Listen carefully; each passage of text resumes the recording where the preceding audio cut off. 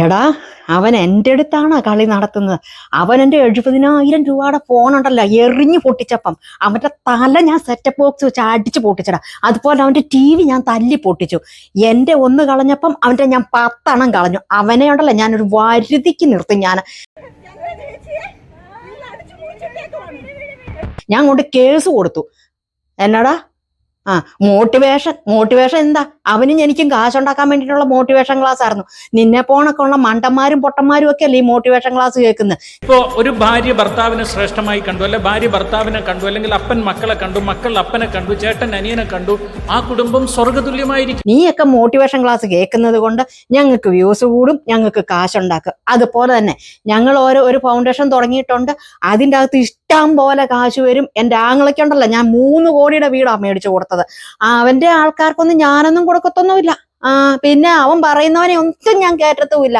പിന്നെ എൻ്റെ കൂടെ ചെറുപ്പം തൊട്ട് ഇവനെ കഴിഞ്ഞു എനിക്ക് അടുപ്പവും ലോയോ സ്നേഹവും എൻ്റെ കാര്യങ്ങളെല്ലാം പറയുന്ന ഒരുത്തനുണ്ടായിരുന്നു. ഞാൻ അവനെ ആയിട്ടാണ് എല്ലാ കാര്യങ്ങളും ഞങ്ങൾ ചർച്ച ചെയ്യുന്ന തീരുമാനം എടുക്കുന്നത്. ഇവനെ മാരിയോൻ അവനെ ഞാൻ ചവിട്ടി കൂട്ടി എന്താ ചെയ്യുന്നതെന്നറിയാവോ? അവനെ ഞാനെൻ്റെ പാട്ടിക്ക് പുറത്താക്കും. എല്ലാം ഞങ്ങളുടെ കൈ കീഴില. 10 കോടി കിട്ടിക്കഴിയുമ്പോൾ 7 കോടി ഞാൻ എൻ്റെ അക്കൗണ്ടിലോട്ടാണ് മാറ്റിക്കൊണ്ടിരുന്നത്. നിനക്കറിയാവല്ലോ, നമ്മൾ ഓരോ ജീവകാരുണ്യ പ്രവർത്തനമൊക്കെ നടത്തും, ഓരോ കാര്യങ്ങൾ നടത്തുമ്പോൾ അതൊരു 25 രൂപയുടെ 25 ലക്ഷത്തിൻ്റെ 30 ലക്ഷം നമ്മൾ ചെയ്തു കഴിയുമ്പം അതിൻ്റെ ഒരു 25 കോടിയാണ് ഞങ്ങൾക്ക് ഇങ്ങ് പുറത്തോട്ടും ഓരോ ആൾക്കാരും ഒക്കെ ഇങ്ങോട്ട് തരുന്നത്. അതായത് കൂലിപ്പണി എടുക്കുന്നവർ 800 രൂപ അവർ കൂലിപ്പണി എടുത്തിട്ടുണ്ടെങ്കിൽ 500 രൂപയും ഞങ്ങൾക്ക് ഇങ്ങോട്ട് അക്കൗണ്ടിലോട്ട് ഞങ്ങളുടെ വീഴും. അതുപോലെ ഒരു ഓട്ടോറിക്ഷ തൊഴിലാളികളാണെങ്കിൽ അവർ വന്ന് പ്രാർത്ഥനാ സഹായമൊക്കെ ആവശ്യപ്പെടും. അവരൊരു 2000 രൂപയ്ക്ക് ഓടിയിട്ടുണ്ടെങ്കിൽ 500 രൂപ അവർ വീട്ടിൽ കൊണ്ടുപോകും. 1500 എൻ്റെ കീശയിലോട്ട് വരും. 1500 എൻ്റെ കീശ വരുമ്പോൾ 1200 നല്ല മദ്യം മേടിച്ച് ഞാൻ അടിക്കും. എന്നിട്ടാ ഇവനിട്ട് ഞാൻ പൂശിച്ച ഇങ്ങനെയുള്ള ആൾക്കാരെയൊക്കെയാണ് നിങ്ങൾക്ക് പരിചയമുള്ളില്ലേ. ഞാനൊരു കാര്യം നിങ്ങളോട് ചോദിക്കട്ടെ. ഒരു വിശപ്പിന് ഒരു നേരത്തെ മരുന്ന് മേടിക്കാൻ ഒരു നേരത്തെ വയറു വിശക്കെന്ന് പറഞ്ഞ് നിങ്ങളുടെയൊക്കെ മുമ്പിൽ കൈനീട്ടി നിങ്ങൾ ആരെങ്കിലും 1 രൂപ കൊടുക്കുവോ? ഇല്ലല്ലോ. അതുപോലെ തന്നെ അയ്യപ്പൻ്റെ കതകിൻ്റെ പാളി കട്ടള ഇതെല്ലാം ചുമന്നുകൊണ്ട് പോയി. എന്തെങ്കിലും പ്രയോജനമുണ്ടോ? ഈ കതകും കട്ടളയൊക്കെ കൊടുക്കുമ്പം നിങ്ങൾക്ക് അയ്യപ്പൻ ഇതിൻ്റെ എന്തെങ്കിലും ആവശ്യമുണ്ടോ? ഒന്നുമില്ല. നമ്മുടെ ഒരു പ്രാർത്ഥന, നമുക്ക് ആവശ്യത്തിന് പ്രാർത്ഥിക്കുന്നതിന് ഒന്നും പ്രതിഫലം കൊടുത്തിട്ട് നമുക്കൊന്നും നേടാനായിട്ടില്ല. നമ്മൾ പറയില്ല, ആളറിഞ്ഞു വേണം ദാനം കൊടുക്കാനായിട്ട്.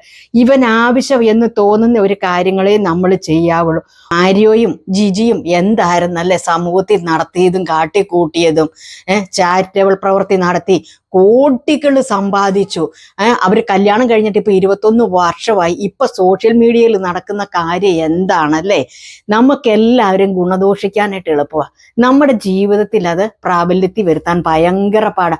ഇപ്പൊ എൻ്റെ കാര്യമാണേലും ഞാൻ പറയുക, അയ്യോ ഞങ്ങളുടെ വീട്ടിൽ അങ്ങനെയാണ് ഇങ്ങനെയാണ്, നിങ്ങൾ അങ്ങനെ ചെയ്യരുത് ഇങ്ങനെ ചെയ്യരുതെന്ന് പറയും. പക്ഷെ അതല്ല.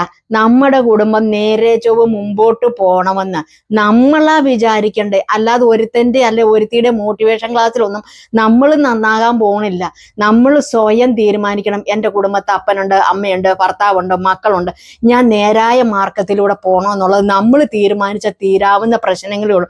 ഇതുപോലെ കണ്ട ഊളകളുടെയൊക്കെ മോട്ടിവേഷൻ ക്ലാസ്സിന് പോയേച്ചും കഴിഞ്ഞിട്ട് നമ്മൾ വീട്ടിൽ വന്നേച്ചും കഴിഞ്ഞിട്ട് എന്താ ചെയ്യുന്നത്? വീണ്ടും തമ്മിത്തല്ലും അടിയും പിടിയും.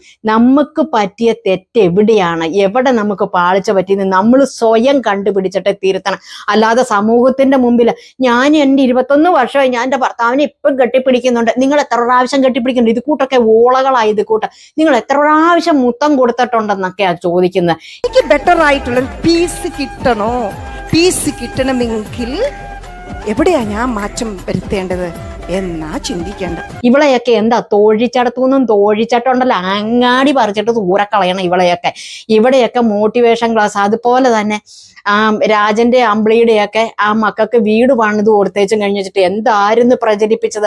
നമ്മൾ പറയും ഇങ്ങനെയുള്ളവരൊക്കെ എന്താ ചെയ്യേണ്ടത്? നമ്മൾ ഒരാൾക്കൊരു ദാനം കൊടുത്തിട്ടുണ്ടെങ്കിൽ വലത്തേ കൊടുത്താൽ ഇടത്ത് കൈ അറിയരുതെന്ന് പറയും.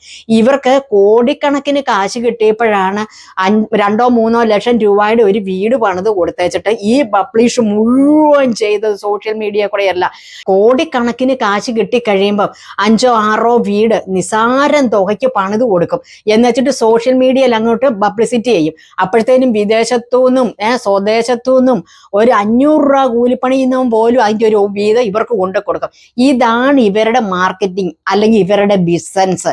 മറ്റുള്ള എന്ന് വെച്ചാൽ നമ്മൾ പറയുകയല്ലേ, ഒരു കുഞ്ഞൊരു കഷ്ണം ഇട്ട് കൊടുത്തിട്ട് നമ്മളൊരു വലിയൊരു കഷ്ണം ഈ തിരിച്ചു മേടിക്കുന്നു. അത്രേ ഉള്ളൂ ഇതിൻ്റെ അകത്ത്. ഇവനെ ഇവളെയൊക്കെ ഉണ്ടല്ലോ തൊഴിച്ചടത്തു നിന്നും തൊഴിക്കണം, രണ്ടും കണക്കാ. ഭാര്യ എൻ്റെ തല തല്ലി പൊട്ടിച്ചു, TV അടിച്ചു പൊട്ടിച്ചു. ഭർത്താവ് പറയുന്നു എൻ്റെ മൊബൈൽ അടിച്ചു പൊട്ടിച്ചു, ഞാൻ അവളുടെ എന്താ അടിച്ചു പൊട്ടിച്ചെന്ന് ഞാനിപ്പം പറയാൻ പോലും എനിക്ക് പറ്റുന്നില്ല. സത്യം ഞാൻ പറയുക, നിങ്ങളൊന്നും ഇങ്ങനെയുള്ളവരുടെ മോട്ടിവേഷൻ ക്ലാസ്സിൻ്റെ ഒന്നും പുറകെ പോകരുത് കേട്ടോ. ഇതൊക്കെ കണ്ടു കഴിഞ്ഞാൽ തന്നെയുണ്ടല്ലോ ആൾക്കാർക്ക് എന്താ വെച്ചാൽ നല്ല രീതിയിൽ മോട്ടിവേഷൻ ക്ലാസ് എടുക്കുന്നവരുടെ വരെ അവരോട് വരെ നമുക്ക് വിരോധവും വെറുപ്പുമായിട്ട് തീരും. ഇതെന്താ നടക്കുന്നത് സോഷ്യൽ മീഡിയയിൽ? സത്യം പറഞ്ഞാൽ ഞാൻ ഞെട്ടിപ്പോയി.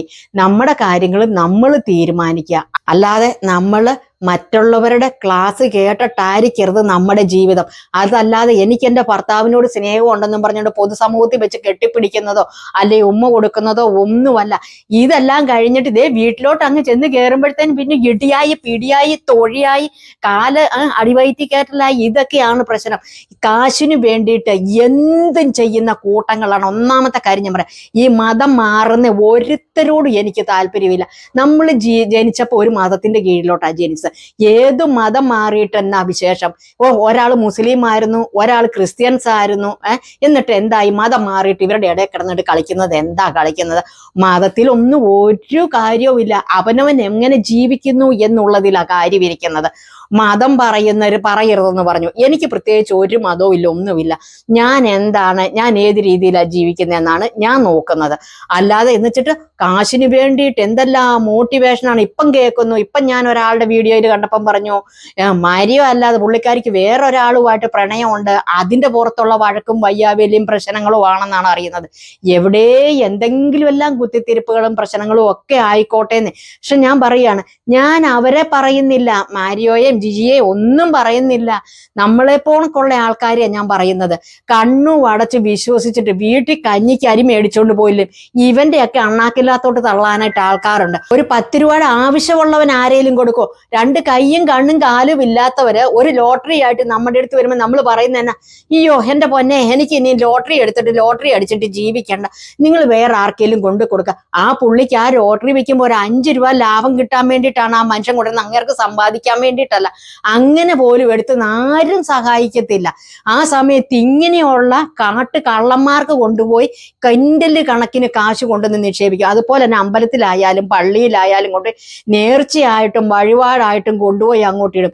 പ്രായപൂർത്തിയായ പെമ്മക്കളെയും വെച്ചോണ്ട് വെറും ഷെട്ടിക്കിടക്കുന്ന അമ്മമാരുണ്ട്. അവർക്കൊരു കൈത്താങ് ആരെങ്കിലും ചെയ്തു കൊടുക്കുവോ? അതുപോലെ തന്നെ മാറാ രോഗം കൊണ്ട് വലയുന്ന എത്രയോ കുഞ്ഞു കുട്ടികൾ മുതൽ വലിയവർ വരെയുണ്ട്. ഒരു 100 രൂപ കാശ് അവർക്ക് മനസ്സറിഞ്ഞു കൊടുക്കുവോ? അതും ചെയ്യത്തില്ല. ഒരു നേരത്തെ അന്നം ഫ്രീ ആയിട്ട് ആരെങ്കിലും മേടിച്ചു കൊടുക്കുവോ? അതുമില്ല. ഇങ്ങനെയുള്ള കള്ളന്മാരുടെ കയ്യിലോട്ട് കൊണ്ടുപോയി കൊടുക്കാനായിട്ട് നല്ല ഉത്സാഹം. ഏറ്റവും പേരും കള്ളന്മാരാണ് ഇതുപോലെ സുവിശേഷം പറഞ്ഞ ആൾക്കാരെ മയക്കി നമ്മുടെ കയ്യിലിരിക്കുന്ന അവരുടെ കൈ വരുത്താനായിട്ട് ഭയങ്കര മിടുക്കാണ്. സത്യമായിട്ട് ഞാൻ പറയാം, ഞാൻ ഇങ്ങനെയുള്ള കാര്യങ്ങളിലൊന്നും വഴിപാടോ കേസ് കെട്ടോ കാര്യങ്ങളോ ഇങ്ങനെയുള്ള നേർച്ചകളും കാഴ്ചകളും ഒന്നും ഞാൻ കൊടുക്കാറില്ല. എൻ്റെ മനസ്സിന് ഒരു തോന്നലുണ്ട്, അതെൻ്റെ ഈ വട്ടത്തുള്ള അയൽവക്കത്തുള്ളവർക്ക് എല്ലാവർക്കും അറിയാം. ഞാൻ അവരോട് ഞാൻ പറയാറുണ്ട്, ഞാൻ ആർക്കും ഒരു നേർച്ചയോ കാഴ്ചയോ, ദൈവത്തിന് കാശിൻ്റെ ആവശ്യമില്ല. നമ്മൾ ദൈവത്തിന് അങ്ങോട്ട് കാശ് കൊടുത്താൽ പിന്നെ നമുക്ക് ദൈവം ഇങ്ങോട്ട് തരേണ്ട കാര്യമില്ലല്ലോ. ഓരോ വ്യക്തിയുടെ ഏറ്റവും വലിയൊരു ആവശ്യമാണ് നമുക്ക് പണം വേണം, പണം ഉണ്ട് എന്തും ഉണ്ടാക്കാവുന്നുള്ളതാണ് എല്ലാവരുടെയും ധാരണ. പക്ഷെ ആ ധാരണയ്ക്ക് ഒരു തിരിച്ചടി കിട്ടിയതാ ഇപ്പം.